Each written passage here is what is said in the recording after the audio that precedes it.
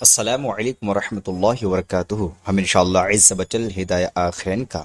سبق نمبر 2 شروع کرنے جا رہے ہیں، جس کا طریقہ کار ہے کہ ہم پہلے ہدایہ آخرین کی عبارت کو پڑھتے ہیں، بعدہ مفہوم سمجھتے ہیں اور اس کے بعد ترجمہ کرتے ہیں، اور کہیں پیچیدہ الفاظ ہوں تو ان کی توضیح بھی کرتے ہیں۔ آئیے ہم شروع کرتے ہیں۔ بسم اللہ الرحمن الرحیم۔ قال وَإِذَا أَوْجَبَ أَحَدُ متعاقدين البيع فالآخر بالخيار إن شاء قبل في المجلس وإن شاء رده، وهذا خيار القبول، لأنه لو لم يثبت له الخيار يلزمه حكم العقد من غير رضاه،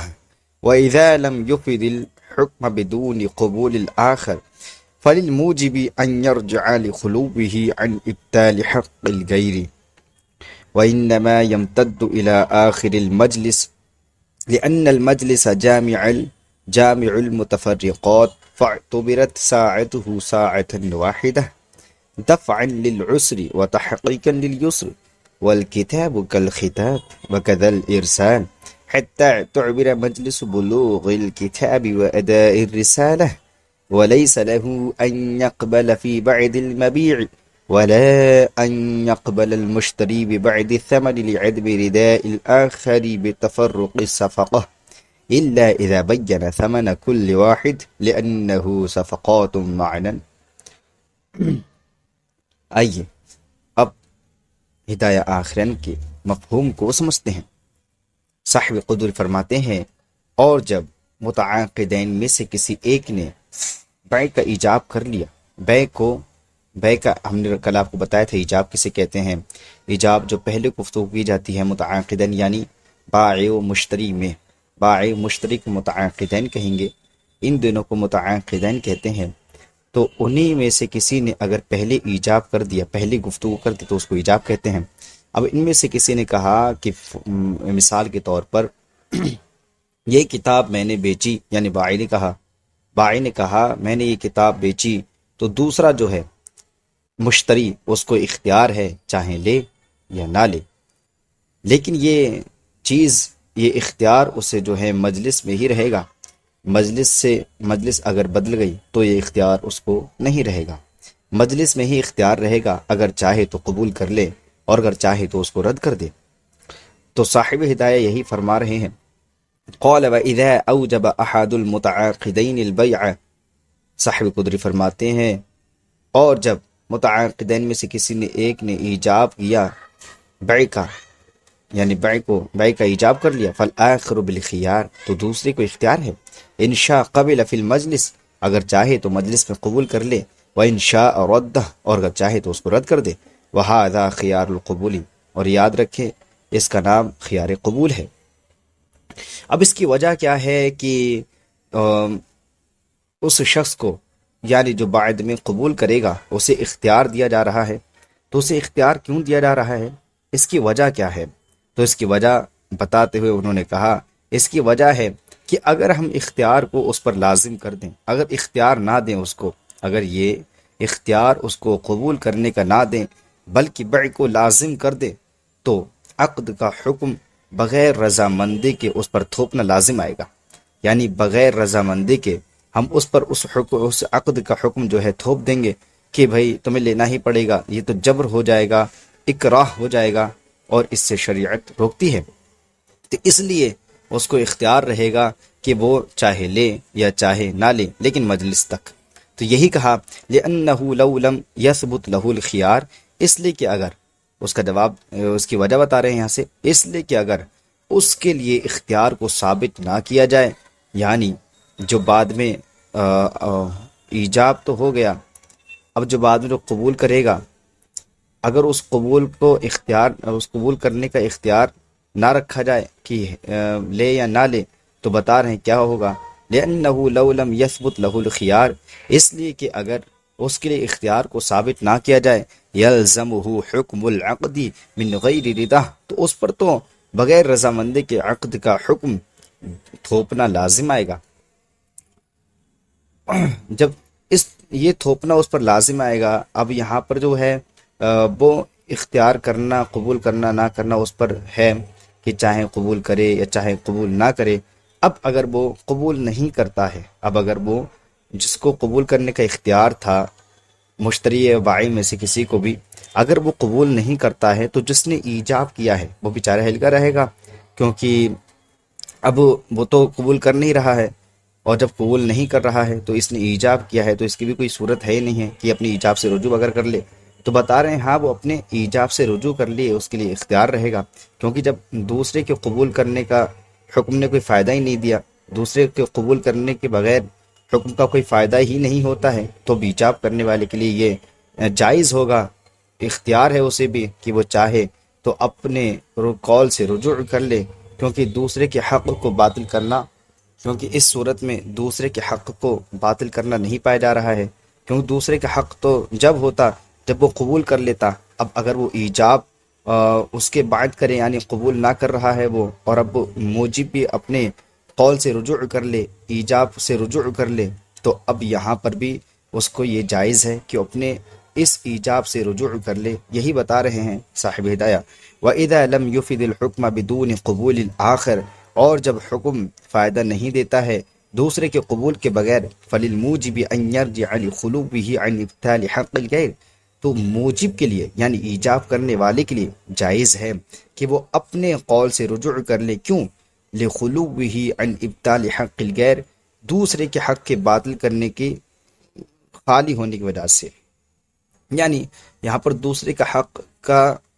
حق کا ابطال نہیں پایا جا رہا ہے اس وجہ سے، کیونکہ دوسرے کا حق اگر متعلق ہوتا، اس سے متعلق ہو جاتا تب اس کے لیے جائز نہیں ہوتا، لیکن اب چونکہ دوسرے کا حق متعلق ہی نہیں ہے، کیونکہ مشتری قبول کر ہی نہیں رہا ہے، تو اب دوسرے کا حق متعلق بھی نہیں ہوا، تو موجب کے لیے جائز ہے کہ وہ اپنے قول سے رجوع کر لے۔ وَإِنَّمَا يَمْتَدُّ إِلَىٰ آخِرِ الْمَجْلِسِ، یہاں سے ایک سوال مقدر کا جواب، اعتراض مقدر کا جواب دیا جا رہا ہے۔ سوال یہ ہے کہ بائع کے ایجاب کے بعد دوسرے کے قبول، یعنی مشتری مثلا کے قبول اور اس کے رد کو مجلس کے ساتھ خاص کرنے کی وجہ کیا ہے؟ آپ اس کے علاوہ بھی تو جو ہے تھوڑا وقت دے سکتے تھے، یا فوراً جو ہے بالفور، جیسی بائع نے ایجاب کیا مشتری فوراً قبول کر لیتا، اس کو وقت نہ دیا جاتا، ایسا بھی تو ہو سکتا تھا۔ تو اس کا جواب یوں دیا، اس کو کہا وَإِنَّمَا يَمْتَدُّ إِلَىٰ آخِرِ الْمَجْلِسِ، کہ اگر ہم یہ اس لیے کیا گیا ہے، اس میں دونوں کے لیے آسانی ہے، یعنی مجلس کے آخری تک اس کو دراز کیا گیا ہے، مجلس کے آخر تک اس کو دراز اس لیے کیا گیا کیونکہ اس سے فائدہ یہ ہے کہ مشتری بھی سوچ سمجھ لے گا کہ اس چیز کو لینا ہے یا نہیں لینا ہے، اور بائع بھی پریشان نہیں ہوگا، بائع کو اسی مجلس میں جواب بھی مل جائے گا اور مشتری تدبر و فکر بھی کر لے گا۔ لیکن اگر اس کے برعکس ہم کرتے ہیں، ہم فوراً یہ کرتے، جیسے ہی بائع نے ایجاب کیا مشتری فوراً قبول کر لے، یہ اگر اس پر لازم کر دیتے تو ہوتا یہ مشتری تو مشقت میں آ جاتا، کیوں مشتری کو تو سوچنے کا موقع ہی نہیں ملتا، اور بغیر سوچے سمجھے وہ اس چیز کو خرید لیتا اور بعد میں نقصان اٹھاتا، کیونکہ ہو سکتا تھا کہ اس بیع میں کوئی نہ کوئی دھوکہ ہو یا کسی طریقے کا نقصان ہو، تو اس کو نقصان اٹھانا پڑتا۔ اور اگر ہم مشتری کے لیے وقت طویل چھوڑ دیتے ہیں، مجلس کے علاوہ بھی اس کے لیے وقت دے دیتے، تو پھر تو ایسا ہوتا کہ مشتری جو ہے کبھی بھی سوچ کے بتاتا، اور بائع اس کی طرف اپنا کان دھرا رہتا کہ کب انتظار کرا رہتا کہ کب وہ کہے اور میں اس بیع کو پورا کروں، اور اس وقت وہ دوسرے سے بیع اور معاملہ کرتا بھی نہیں۔ تو اس وجہ سے یہ جو ہے صرف مجلس تک ہی جائز ہے، کہ مجلس تک ہی جو ہے یہ دونوں خوب سوچ سمجھ لیں، اور تاکہ وہ پریشان نہ ہو، بائع بھی پریشان نہ ہو اور مشتری بھی پریشان نہ ہو۔ تو یہی بتایا وَإِنَّمَا يَمْتَدُّ إِلَىٰ آخِرِ الْمَجْلِسِ، وَإِنَّمَا يَمْتَدُّ إِلَىٰ آخِرِ الْمَجْلِسِ، اور بے شک اس کو مجلس کے آخر تک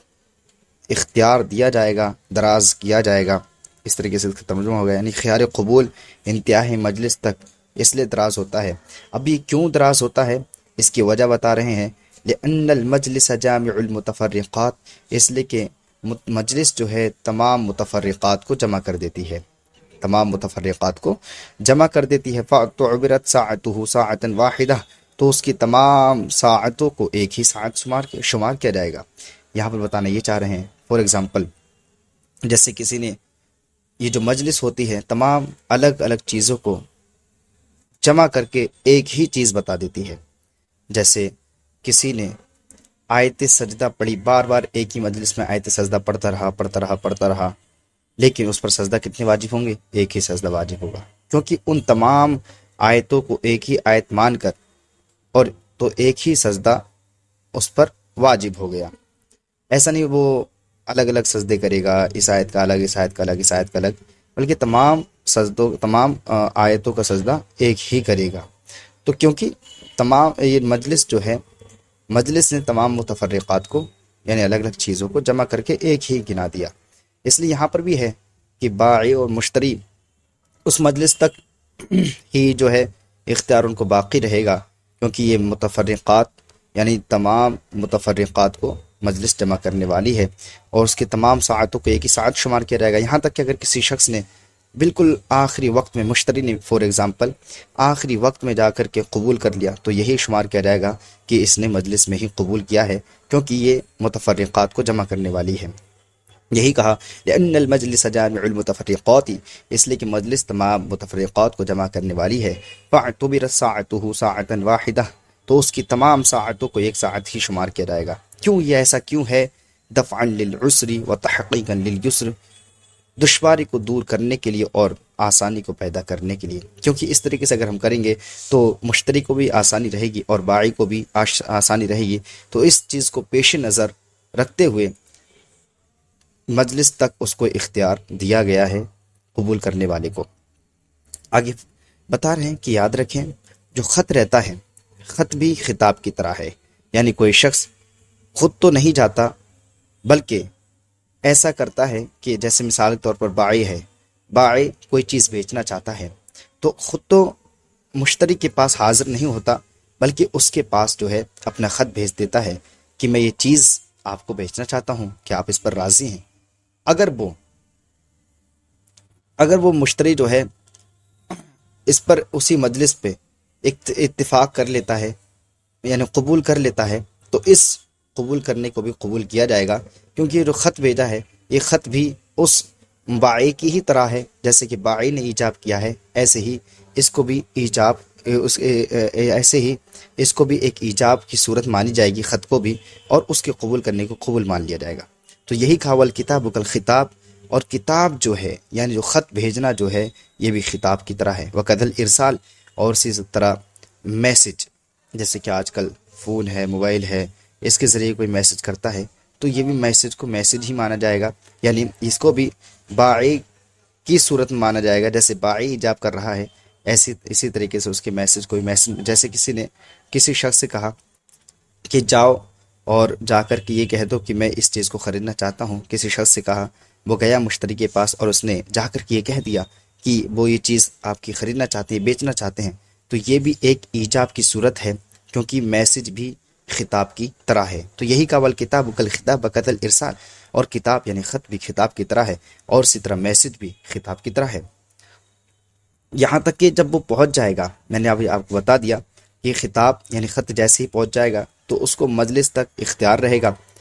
جس مجلس میں ہوگا اسی مجلس تک اختیار رہے گا۔ ایسے ہی اگر اس نے کوئی میسج یعنی پیغام بھیجا ہے اور پیغام کے ذریعے اس نے جو ہے ایجاب کیا ہے، تو اس کو مشتری کو جو لے رہا ہے، خرید رہا ہے، یعنی جو قبول کرنے والا ہے، اس کو اسی مجلس تک اختیار رہے گا، چاہے تو قبول کرے اور چاہے رد کر دے۔ تو کہہ رہے ہیں حتی تعبر مجلس بلوغ الکتاب و اداء الرسالہ، یہاں تک کہ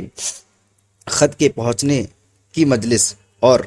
پیغام کے ادا کرنے کی مجلس کا اعتبار کیا جائے گا۔ وَلَيْسَ لَهُ أَن يَقْبَلَ فِي بَعْضِ الْمَبِيعِ وَلَا أَن يَقْبَلَ الْمُشْتَرِي بِبَعْضِ الثَّمَنِ لِعَدْمِ رِدَاءِ الْآخَرِ بِتَفَرُّقِ الصَّفْقَةِ، یہاں سے بتانا چاہ رہے ہیں کہ بائع کے لیے یہ جائز نہیں ہے کہ بعض مبیع میں تو بیع کو قبول کرے اور بعض میں نہ کرے، اور ایسے ہی مشتری کے لیے بھی جائز نہیں ہے کہ بعض ثمن میں تو بیع کو قبول کرے اور بعض میں نہ کرے، کیونکہ اس میں دوسرے کی رضامندی نہیں پائی جاتی ہے۔ جیسے فور ایگزامپل کسی شخص نے یوں کہا کہ میں آپ کو یہ 2 موبائل بیچ رہا ہوں، ان میں سے یہ دونوں 1000 روپے کے ہیں، لیکن ایسا کرتا ہوں کہ دونوں موبائل نہ دے کر کے میں آپ کو صرف ایک موبائل دوں گا اور آپ یہ 500 روپے کا لے لو. تو یہ جو ہے اس نے تفرق صفقہ کر دیا. تفرق صفقہ کا مطلب یہ ہے معاملہ مختلف ہو گیا. جیسے کہ کیونکہ اس نے ایجاب جو کیا تھا وہ دونوں موبائل کا کیا تھا، اور اب جو ہے منعقد عقد جو کر رہا ہے وہ صرف ایک موبائل پر کر رہا ہے. تو پہلے معاملہ کچھ اور تھا، اب معاملہ کچھ اور ہے، یعنی ایجاب کا معاملہ کچھ اور ہے اور عقد کا معاملہ کچھ اور ہے. تو تفرق صفقہ ہو گیا، یعنی معاملہ مختلف ہو گیا، اور معاملہ مختلف ہونے سے بیع جائز نہیں ہوتی. اسی طریقے سے کیونکہ اس میں دوسرے کی رضامندی نہیں پائی جائے گی اس وجہ سے. اور اسی طریقے سے اگر مشتری نے کہا کہ میں بعض مثال کے طور پر بائی نے کہا کہ میں اتنے روپے کی دو چیز بیچوں گا، تو مشتری کہتا ہے نہیں ایسا کرو، اتنے پیسے لے لو اور یہ چیز یہ دے دو اور یہ چھوڑ دو. تو یہ بھی جائز نہیں، کیونکہ اس میں بعض جو معاملہ ہوا تھا وہ کسی اور پر ہوا تھا، یعنی کسی اور شرط پر، اور یہاں پر جو بیع ہو رہی ہے منعقد کر رہا ہے یہ کسی اور شرط پر کر رہا ہے، تو معاملہ مختلف ہو گیا، جس کی وجہ سے یہ جائز نہیں ہے. تو یہی کہا وَلَيْسَ لَهُ أَن يَقْبَلَ فِي بَعْضِ الْمَبِيعِ، اور بائع کے لیے جائز نہیں ہے کہ بعض مبیع میں تو قبول کرے، یعنی بعض مبیع کو قبول کرے اور بعض کو قبول نہ کرے. وَلَا أَن يَقْبَلَ مشتری بِبَعْضِ الثَّمَنِ، اور نہ ہی مشتری کے لیے جائز ہے کہ بعض ثمن کو تو قبول کرے اور بعض کو نہ کرے. کیوں؟ لِعَدْمِ رِضَاءِ الْآخَر، کیوں دوسرے کی رضامندی نہیں پائی جائے گی.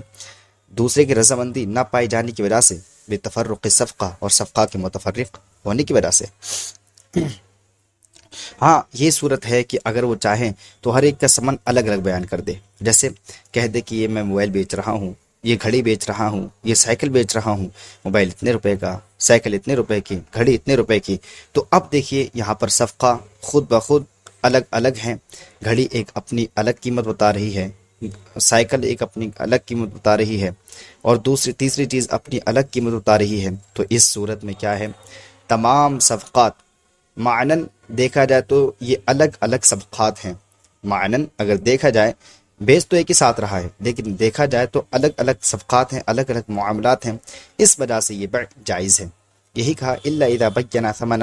کل واحد، مگر جب کہ ہر ایک کا ثمن بیان کر دیا جائے، مگر الا اذا بین، مگر یہ کہ جب کہ بیان کر دیا جائے ثمن کل واحد، ہر ایک کا ثمن، لانه صفقات معنن، اس لیے کہ تمام الگ الگ صفقات معنن، کیونکہ وہ تمام کے تمام الگ الگ صفقات مانے جائیں گے، اس لیے کہ وہ صفقات الگ الگ صفقات ہیں، معنوی طور پر، اس لیے کہ وہ معنوی طور پر الگ الگ صفقات ہیں. تو الحمدللہ عز وجل آج کا ہمارا سبق مکمل ہوا. اللہ عز وجل ہمیں علم نافع عطا فرمائے. السلام علیکم ورحمۃ اللہ.